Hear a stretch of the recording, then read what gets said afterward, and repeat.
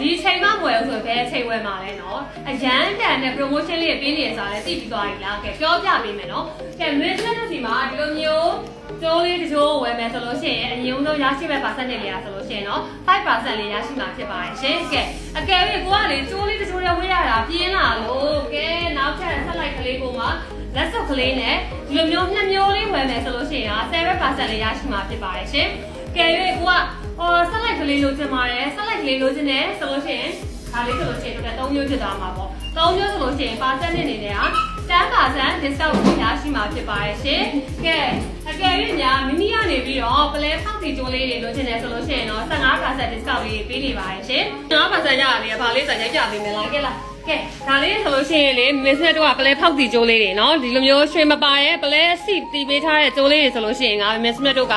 15% ရရှိမှာဖြစ်တယ်။အကယ်၍တီးပြီးသားကျိုးလေးတွေမဟုတ်ဘဲနဲ့ပလဲလွတ်လေးတွေကိုပထိန်လေးအပ်ချင်တယ်ဆိုလို့ရှိရင်လည်း15% discount လေးကိုရရှိမှာဖြစ်ပါတယ်ရှင်။ကဲ percentage လေးတွေကလည်းတအားတန်နေပြီဆိုတဲ့အခါကျတော့ ဆက်လိုက်ကလေးတွေလိုချင်တယ်ဆိုတဲ့သူတွေရှိတယ်။ကဲဟိန်းနဲ့ဒီကနေပြီးတော့ percentage ရှော့နေတာကိုပဲအများနဲ့ညှော်နေဆိုတဲ့ချက်တွေရှိတယ်ဆိုလို့ရှိရင်အရန်ရန်တန်တဲ့ဈေးလေးတွေလည်းပေးနေပါပြီနော်။ကဲစက်ရုံဓာတ်ရိုက်လက်ကားဈေးကိုမှ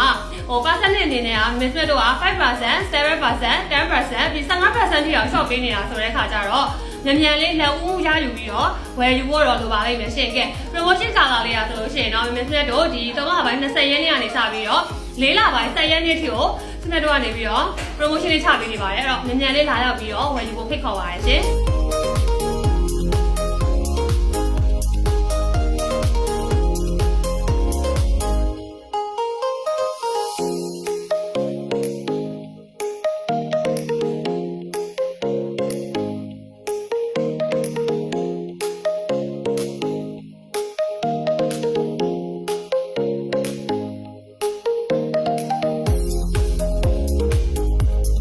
ညနေတော့ဟိန်းနဲ့ဒီမြောက်တကုံဆိုင်ကနေပြီးတော့ပြောနေတာရှင်ကဲဟိန်းနဲ့ဒီမြောက်တကုံဆိုင်လိပ်စာလေးอ่ะဆိုလို့ရှိရင်တော့အမှတ်989လော်ပီတာလန်နဲ့အင်ဂျင်လန်တောင်34တော်ရက်ကွက်မှာရှိရဲဟိန်းနဲ့ဒီမြောက်တကုံဆိုင်မှာလာရောက်ပြီးတော့ဝယ်ယူနိုင်ပါတယ်ရှင်အကယ်၍ online လေးကနေပြီးတော့မှာယူရှင်တယ်ဆိုတဲ့အချက်တွေဆိုလို့ရှိရင်တော့39969515 935 Viber လေးကနေပြီးတော့လည်းဆက်သွယ်မှာယူနိုင်ပါတယ်ရှင်ကဲ promotion လေးအမီလာရောက်ပြီးတော့ဝယ်ယူဖို့အတွက်မမင်းစမြက်ကနေပြီးတော့ဖိတ်ခေါ်လိုက်ပါရယ်ကျေးဇူးအများကြီးတင်ပါတယ်ရှင်